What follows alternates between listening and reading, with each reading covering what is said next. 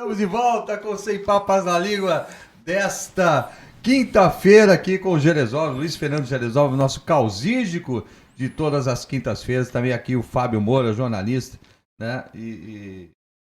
Funcionário público aqui da cidade de Santos. E recebendo agora ela que foi deputada estadual aqui, a mais votada da história de São Paulo, né? Deputada Janaína Pascoal. É jurista e voltou a ser professora. A gente vai falar disso já já. Deputada, seja bem-vinda. Obrigada, é uma honra poder participar. Imagina o sol que não está aí em Santos, porque aqui em São Paulo o sol está, como a gente diz, de rachar. Então imagino que aí esteja também. Inveja boa. Deu uma amenizada. Ontem nós tivemos aqui um ciclone extratropical, deu uma amenizada na temperatura, mas o sol já despontou, deputado. Eu quero passar para as perguntas aqui do Fábio Moura e também do Gerezoff. Começando pelo Gerezoff. Por favor, Gerezoff, sua primeira pergunta. Janaína, como deputada, a gente tem, eu acho que a gente tem muita responsabilidade, como dar exemplo. Eu sempre vi a senhora de uma forma polêmica, mas sempre certeira na sua opinião. Eu acho isso muito válido. Eu acho que não sei qual foi o real motivo, acho difícil dizer também que a senhora não foi reeleita, né? E pela posição, eu acho correta. Eu espero pessoas assim dentro da Câmara, do Congresso. Eu perguntaria o seguinte: nesse seu mandato, o que a senhora acha que fez de melhor para a sociedade como deputada estadual?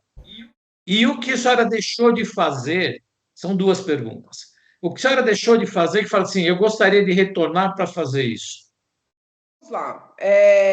Muito do trabalho do parlamentar, que não fica lacrando nas redes, né, que não fica arrumando confusão, é invisível, né, porque a carga de trabalho é muito grande, as pessoas não têm ideia, porque são muitos os projetos que tramitam numa casa legislativa, e se você quiser utilizar o regimento para evitar, né, que andem os maus projetos, ou para melhorar aqueles que ainda podem ser salvos, vamos dizer assim, você tem que conhecer os projetos, tem que conhecer o regimento. Então, eu fico assim muito feliz, né, olhando para trás e sabendo o tanto que a minha capacidade técnico-jurídica foi útil dentro da Assembleia para barrar mesmo, sabe, a tramitação de maus projetos, para melhorar projetos que vinham ruins, fracos do governo, para poder sentar com o colega, independentemente de partido, discutir o projeto do colega, tentar colaborar para melhorar o texto. Então, esse é um trabalho assim, muito invisível e que eu fiz com muito carinho, com muita dedicação. Tenho certeza que perdi muito voto, né, ao dedicar meu tempo mais para essa parte interna e jurídica, né, do plenário. Quem resgatar as sessões plenárias vai ver que eu estava em todas, né? E ainda o sistema político brasileiro valoriza muito o deputado que está nos eventos. Né? Era muito comum ouvir o seguinte: nossa, ela foi a mais votada na nossa cidade, nunca mais veio aqui. Nossa, mas eu fui votada para trabalhar na Assembleia, né? Para cuidar dos projetos, para participar das sessões, para debater. Eu não fui votada para estar na praça da cidade apertando a mão das pessoas, porque isso, com todo respeito, qualquer um faz, né? Então, assim, essa minha imersão na vida política institucional foi muito importante para eu perceber que muito do que a população reclama dos políticos não é culpa, né? Mas é responsabilidade da própria população, porque a população cobra uma postura do político que não é técnica, né? Que não é de seriedade, é uma postura de estar em inaugurações, em eventos. Vou dizer para o senhor, se eu quisesse, eu teria lugar para tomar café da manhã, almoçar e jantar, e em badalação à noite, o tanto de convite que eu recebia para coisa que, na minha percepção, não é competência de deputado. Né? E muitos colegas meus atendem a esses convites, não comparecem ao plenário, né, colegas de mandato, Mas não é porque eles não são pessoas sérias, mas é porque a população prefere assim. Então, eu queria primeiro... Agora, eu dou muito destaque no meu trabalho em prol das crianças e dos adolescentes. Eu apresentei muitos projetos para efetivamente fazer valer a Constituição Federal, para que crianças e adolescentes sejam prioridade no nosso país. Hoje não são. Se o senhor fizer um levantamento, vai ver o tanto de projeto que tem nas casas legislativas voltados para o direito das mulheres, para o direito das minorias, para o direito dos animais. E crianças e adolescentes não são o centro das discussões. Então, se o senhor fizer um estudo dos meus projetos, vai perceber essa linha condutora. Eu, por graça de Deus, sempre vou agradecer aqui todos que participaram, consegui aprovar uma lei que eu considero importantíssima, que garante a mulher na rede pública como o seu bebê vai nascer, porque hoje a mulher que não tem convênio, ela é obrigada a fazer parto normal, e o parto normal é ótimo quando ele é possível. Ele não é ótimo em toda e qualquer situação. Então, são muitos casos de bebês que sofrem anóxia. Então, eu vejo essa lei como uma conquista minha. Eu fui para Brasília participar de audiência no CFM, aqui no CRM, no Conselho Regional do Rio de Janeiro. Eu fiz uma série de audiências públicas dentro da própria Assembleia. Então, foi uma conquista mesmo minha, essa legislação.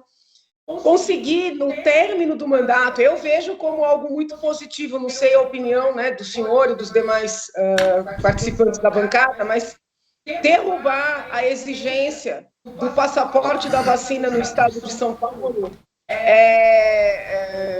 não por ser contra as vacinas, não é isso, mas por saber que pessoas estavam, e por incrível que pareça, mesmo na vigência da lei, ainda estão sendo demitidas por não tomarem uma das doses de reforço.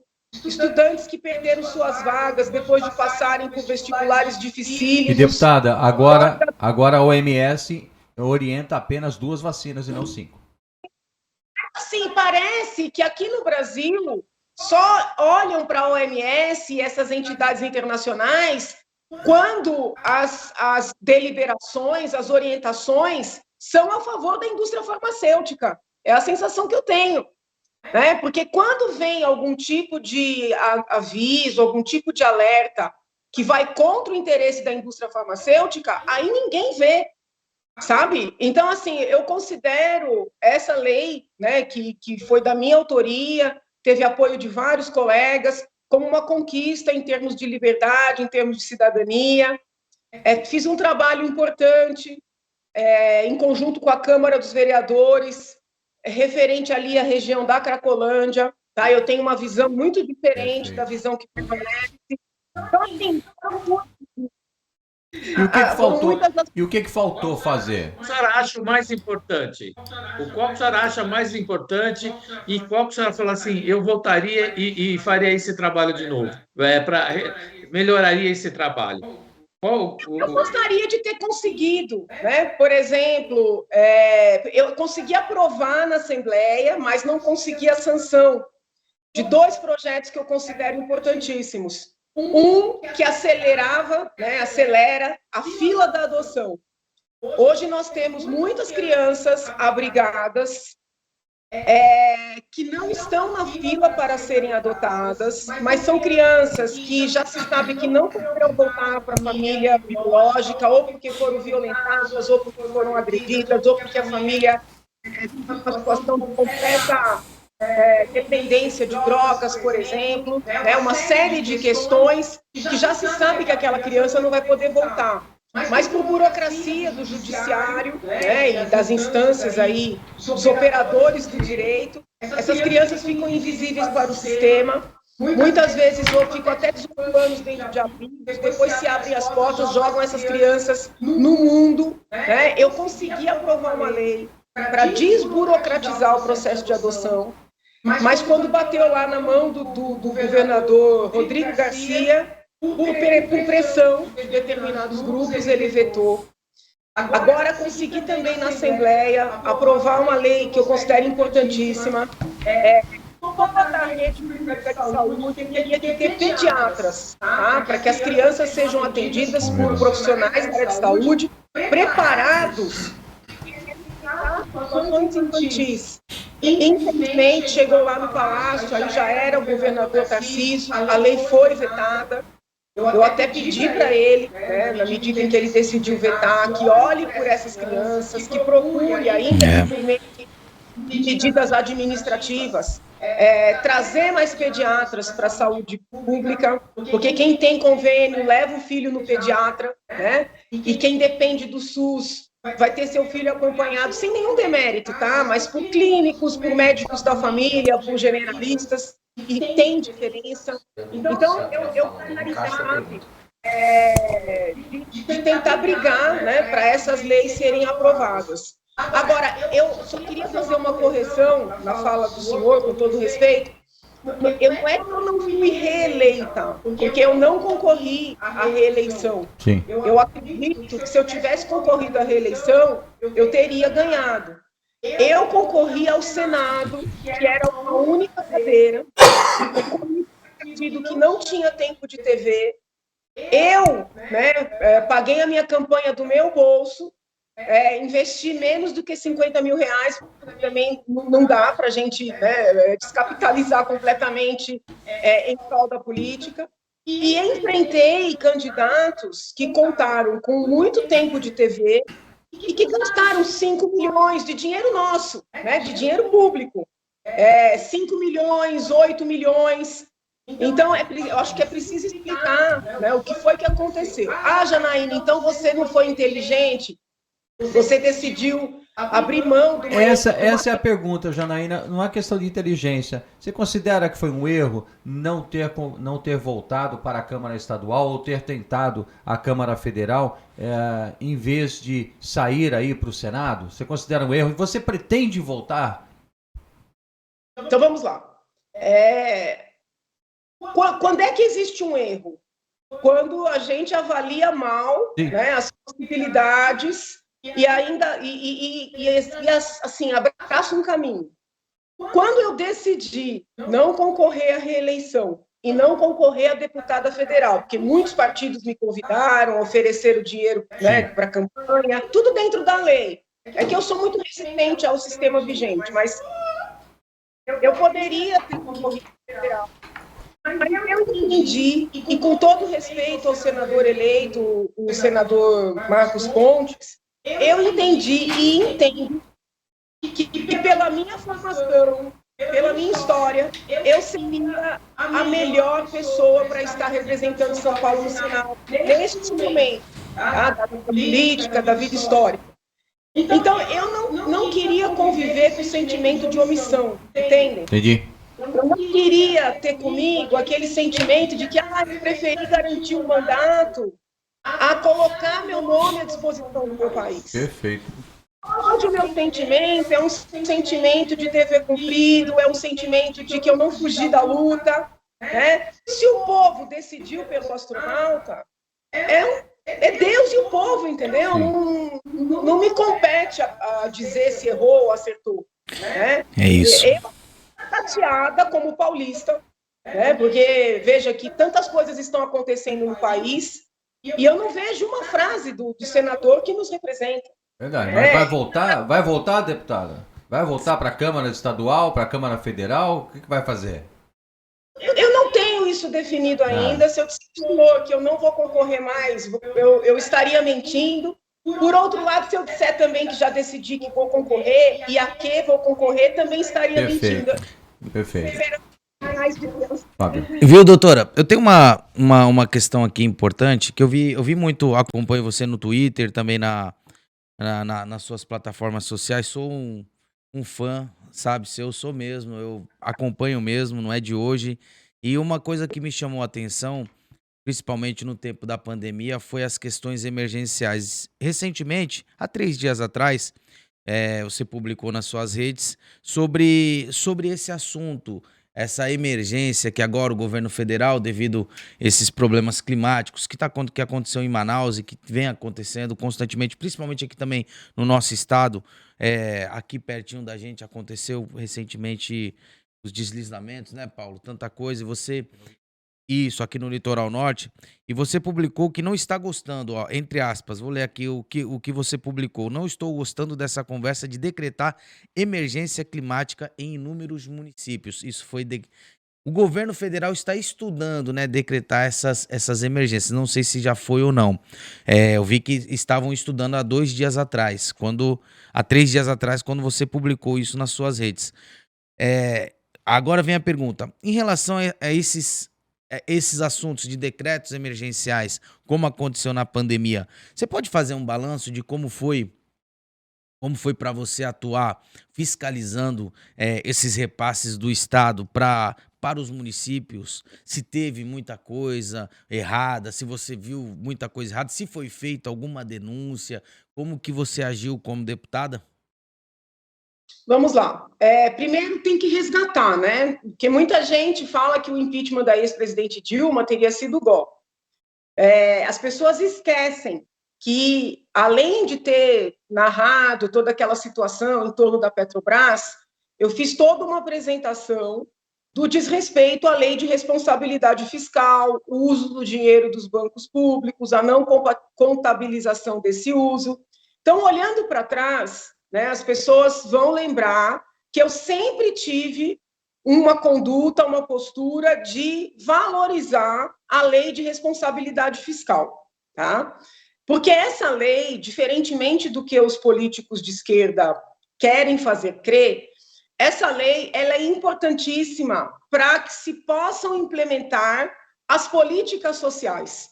Então, assim, se não tem responsabilidade fiscal, se faz uma farra com o dinheiro público, não se cumprem os requisitos, né, por exemplo, para uma licitação, e não tem dinheiro para fazer programa social. Então, eu sempre fui muito defensora dessa lei. Mediante a lei da responsabilidade fiscal, é necessário ter critérios claros para o uso do dinheiro. Quando se decreta emergência, né, estado de calamidade, o primeiro impacto, a primeira consequência desses decretos é que o gestor pode fazer compras, pode firmar contratos, sem observar todos os requisitos da lei de responsabilidade fiscal, tá? Quando veio a pandemia da Covid, teve o decreto federal, aí nós aqui na Assembleia tivemos que votar o decreto estadual, o decreto da capital e o decreto dos municípios. Eu sou muito apegada ao texto que está na lei. Muita gente fala, você é a favor ou contra? Primeiro eu quero ler como está escrito. Certo. Quando eu li os decretos do Estado, da capital e dos municípios, o que eu percebi? Os decretos de calamidade, naquele primeiro momento, tá? Porque houve vários momentos que isso foi rediscutido. Os decretos propostos para os municípios eram decretos muito fechados, objetivos. Então, eu votei favoravelmente, porque os prefeitos efetivamente precisavam contratar leitos, até profissionais de emergência, tá? Os decretos do Estado e da capital, eu votei contra, a Assembleia aprovou, mas eu votei contra. Por quê? Porque davam poderes muito amplos para o governador, que na época era o governador João Dória. Até o pessoal fala, nossa, ele é apoiadora do Dória, vai resgatar o tanto de coisa que eu barrei do governo Dória. E não porque gostava ou não gostava dele, porque eu tenho um olhar técnico. E eu votei contra o decreto de calamidade na capital, porque também dava amplos poderes para o prefeito. O falecido, que Deus o guarde tenha, prefeito Bruno Covas, na época. Ainda era o Bruno Covas. Eu fui contrária, por exemplo, aos contratos que foram firmados para abrir os hospitais de campanha. Os senhores vão lembrar que colegas deputados foram visitar, havia alas inteiras vazias, tá? Então, assim, eu fui contrária, eu defendi, isso está na Assembleia, é discurso público, tem até voto meu nesse sentido escrito, que eu era da CCJ, eu defendia que esses dinheiros todos fossem aplicados aos equipamentos de saúde já existentes, tá? E, por exemplo, nós tínhamos hospitais inteiros vazios, né? Nós tínhamos um equipamento novinho em Avaré, que poderia ter sido transformado em hospital de campanha. Verdade. Nós tínhamos um prédio inteiro em Bauru, Aqui em São Paulo, idem. E tantos outros equipamentos que aquele dinheirão todo que foi liberado poderia ter sido investido nesses equipamentos, e aí o que foi modificado ficaria, estão compreendendo? Ia permanecer, claro, claro. Eu sinto isso na pele, doutora. Esse olhar é um olhar assim muito pró-responsabilidade fiscal. Depois desse primeiro momento, o que aconteceu? Os municípios começaram a pedir renovação do decreto de calamidade.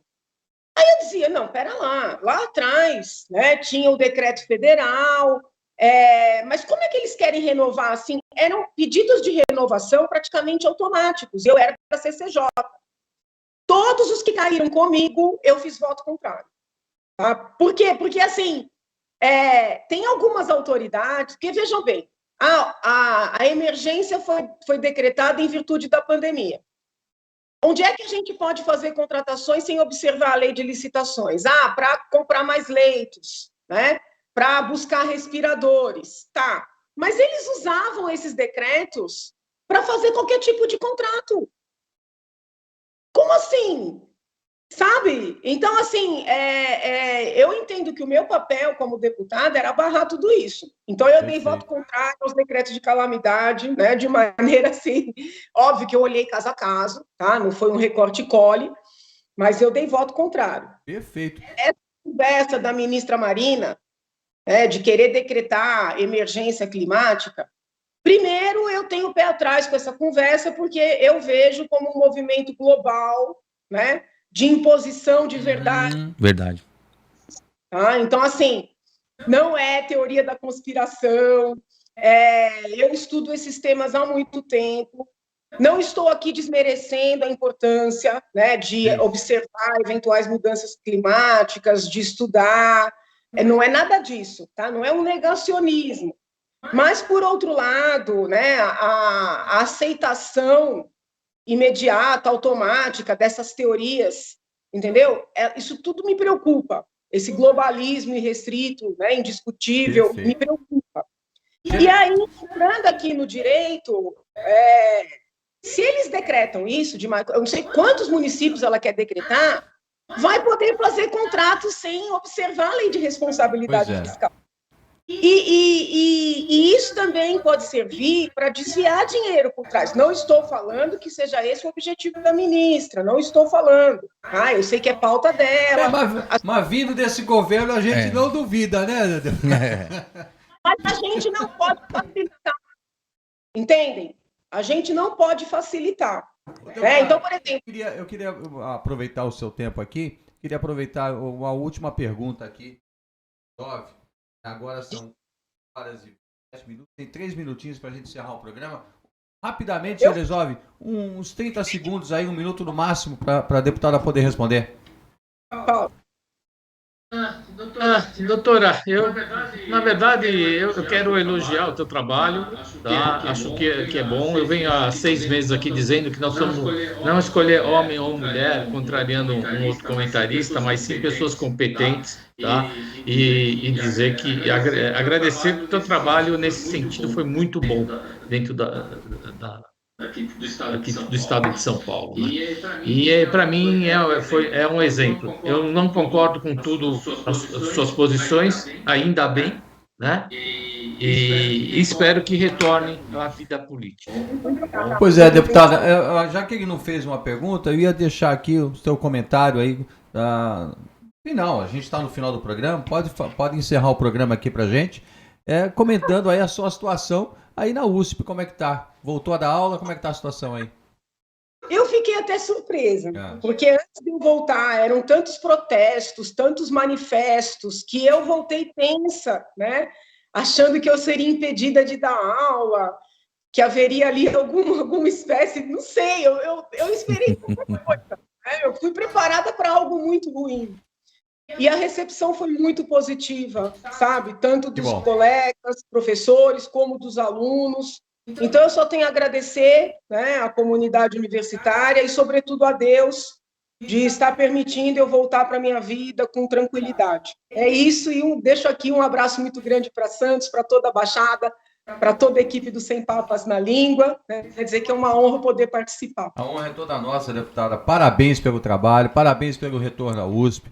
Tenha certeza realmente que isso aí é coisa de radical. Radical estraga até boa ideia, né? Essa aqui é a verdade. Então, parabéns, obrigado pela presença. Está convidada a vir pessoalmente, está convidada a estar aqui mais tempo para a gente discorrer sobre mais assuntos. Obrigado, Gelezov, Fábio Moura, obrigado. Amanhã a gente está junto aqui de novo. Valeu, Paulo. Valeu, bancada. Valeu, doutora. Valeu, Paulo. Obrigado. É isso aí. Amanhã a gente está de volta com a bancada de sexta. Semana que vem essas feras aqui novamente. Beijão, Janaína. Como eu disse, reafirmo aqui o convite. Breve retorno ao Papas na Língua. Vamos embora hoje. Amanhã a gente está de volta sempre com ele. Deus no comando.